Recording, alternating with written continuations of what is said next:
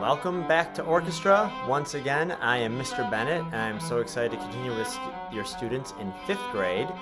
And I want to start again with a reminder of a few things that I had done in my presentation last year. And as I did last year, I like to introduce myself with playing a piece of music that I love, and this is the Bach Cello Suite number 1, the Prelude. And I'm just going to go over a few things about 5th grade orchestra, some reminders about learning what it is to learn an instrument, and some details that are different this year than last year. I won't go through all these in depth, but I just want to do a review of the goals of orchestra. We want to play music that is exciting and expressive. We want to learn fundamental skills towards lifelong enjoyment of string music, and I'll kind of show you what that looks like in a moment. Explore and appreciate different styles of music, not just classical music. We're going to work together as a team to create wonderful performances, and I hope that's more of a reality this year than last year, and develop positive attitudes about learning and challenge ourselves. My beliefs, just my philosophy towards teaching, is that each student has incredible potential to grow and develop as a musician, even if we don't all develop at the same rate or face different challenges over our time. I think every student can grow and enjoy music for themselves. Learning music is like learning a language. We learn sound before sight. So you experienced this last year with your children learning a lot by ear and without reading music. And I'm going to talk about how this year is a little bit different. Playing an instrument is being part of a team, and we're going to be hopefully having more of a team-like atmosphere where we do ensemble music and things like that this year. And then learning, of course, requires an appreciation for mistakes and repetition, and those continue throughout our lives as we learn new things, and that we have to be open to making mistakes and knowing that repetition is one of the keys towards developing ability in anything. So what does an instrument learning an instrument look like? My favorite quote, ability equals knowledge plus 10,000 times. So it is knowing what we want, but then repeating it many, many, many times. That's how ability becomes fluent. Small skills lead to big skills. So we did a lot of stuff last year that didn't maybe even look like string playing, but now it's starting to look more and sound more like string playing, and I'll show you how that progression works. Making mistakes, of course, is part of the process. I don't get upset with students when they make mistakes. I view those as opportunities for learning, and it's really moments where we need to encourage students to continue and try again. So when you hear them practicing at home, it should not sound perfect. We hope that it improves and improves over time, but what you hear at home might not be exactly right every time, and that's the learning process at work. Learning is sometimes fun, it's sometimes very frustrating, sometimes exciting, and sometimes challenging. So all of those things kind of go in there. So learning is an emotional activity and involves all of these things. So what does learning an instrument look like? So progressions, where we started. So this was a video you may remember I showed last year, but I'll show a brief moment of it. This is my son Gabriel when he was 1 year old and learning how to walk. And I think it's such a great example of what it looks like in the early stages of learning. It's such an authentic reminder of how honest and difficult learning can be in the beginning stages. I'm just going to skip ahead. He's learning to walk, so he tries to stand up. Come on, up you go. That's his grandmother encouraging him. Bring it over. He falls. Try again. And that's okay. We just try again. Now, of course, a baby doesn't have the self-awareness to be emotionally upset when they make a mistake.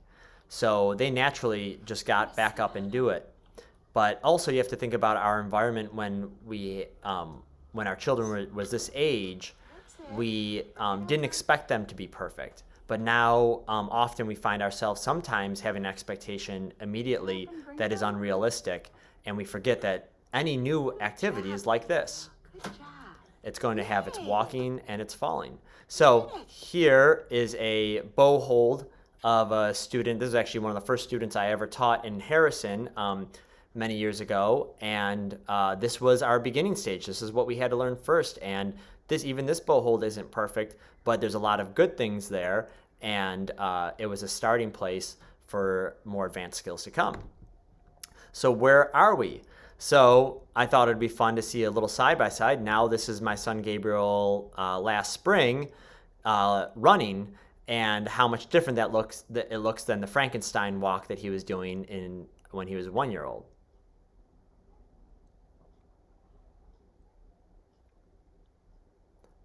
So some of you know that I also have a history coaching cross-country and distance runners, and I love looking at little kids run because it's very natural and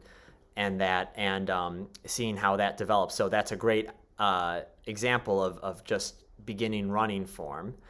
And then I want to put that side by side. This was from the Harrison Ave debut concert that we had last year, or not debut concert, but little recital we did outdoors, and Preston, we did a similar one. And this is them playing the song we call the Monkey Song.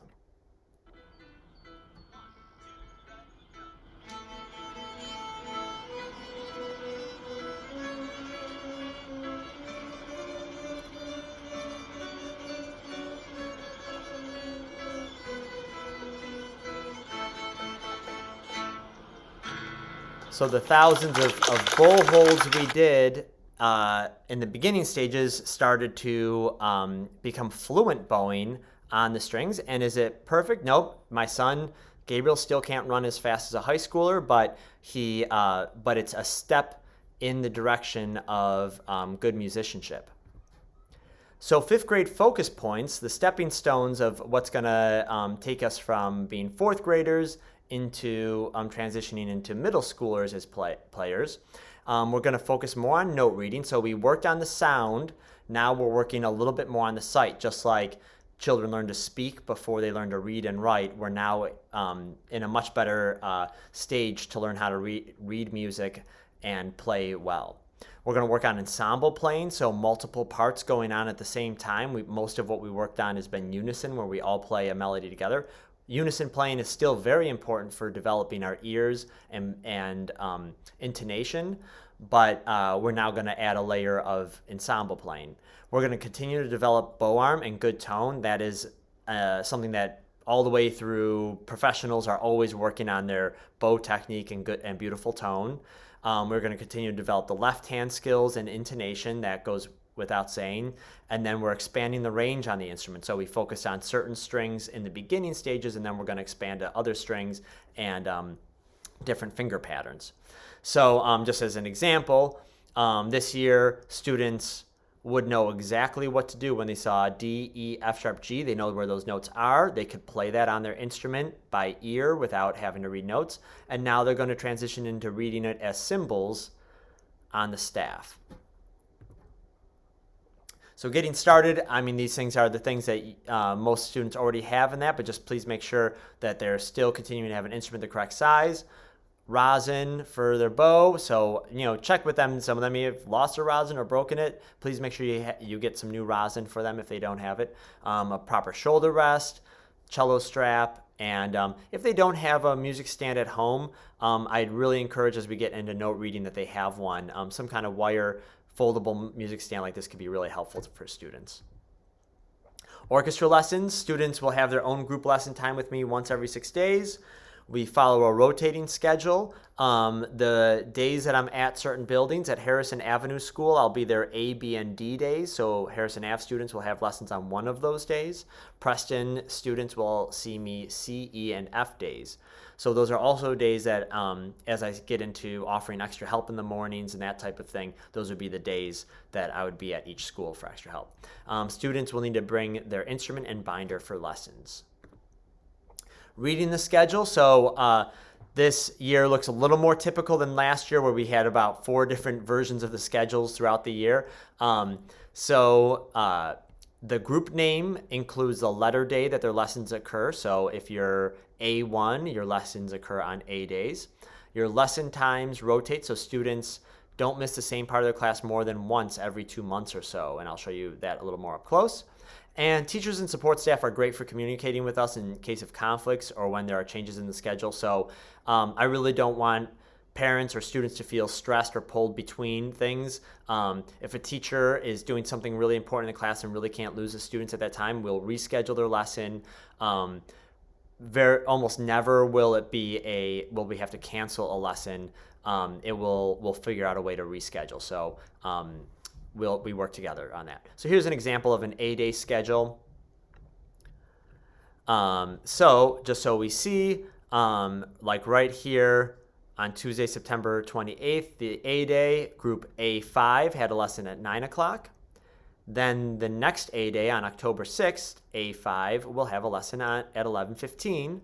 Then A5 will have a lesson at 2:15. So I bounce it around like this, so that way we're not even back to back, because sometimes the academic work is like an hour long, so I don't want it to overflow where they miss part of their math one week and then part of the math the next time. So I really bounce it around to try to avoid those types of things. There's a few time slots when it occurs after lunch that the lesson needs to be a little shorter, just because lunch is a little longer than the 40-minute periods that the blocks that the day is broken up into. So once in a while, a student may have a slightly shorter lesson, but usually we're pretty efficient with that.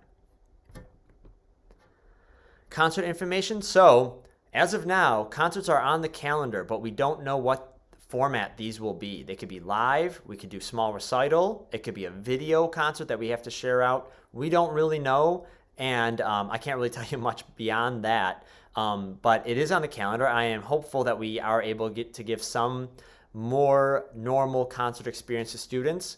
I'm very hopeful that in the spring we will be able to be more flexible with the outdoors and things like that, and can be more creative. For winter concert, unfortunately, because it's indoors, there's a lot more limitations put on us with distancing and that.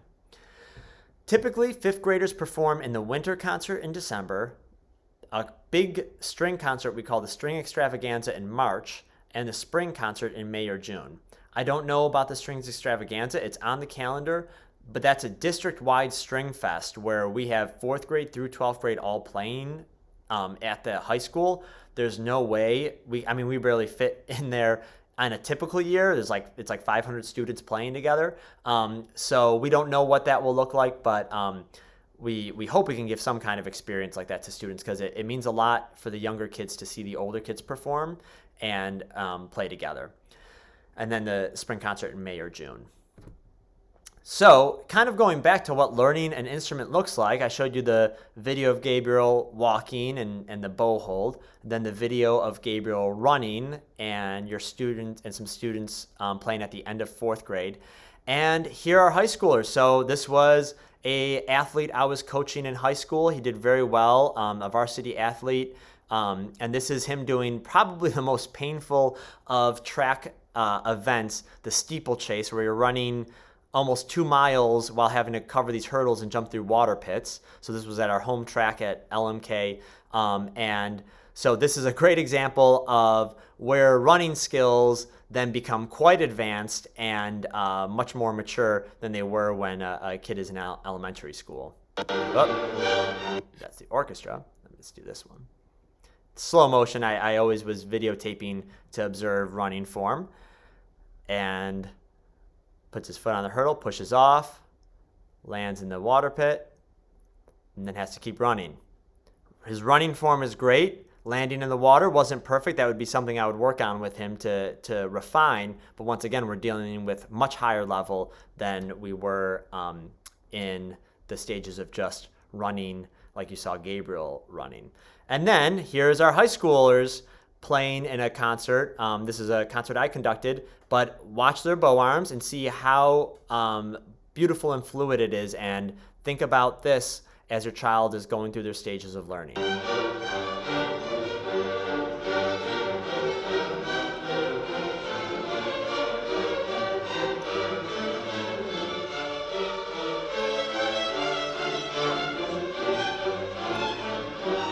A number of these students are ones that I taught myself in 4th grade a number of years ago, and then I kind of followed them up through their high school years.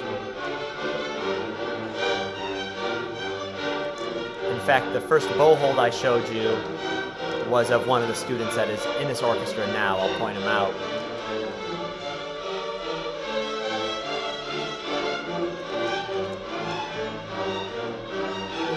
There he is right here. So everything we are doing in the beginning stages of learning, this is what we have in mind, and there's progressions we need to go through.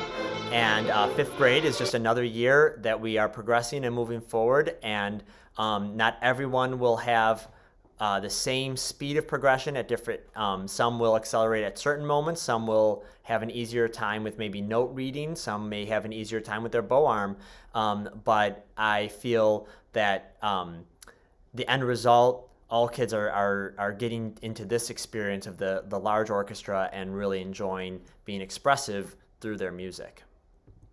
So that is my presentation. Thank you so much for supporting your children, and I just am so excited to be working with them again and seeing them in person right away. Our first couple of lessons, it's just been great hearing them play, and we're picking up right where we left off and adding some new stuff in. So thank you again, and please reach out if you have any questions. Take care.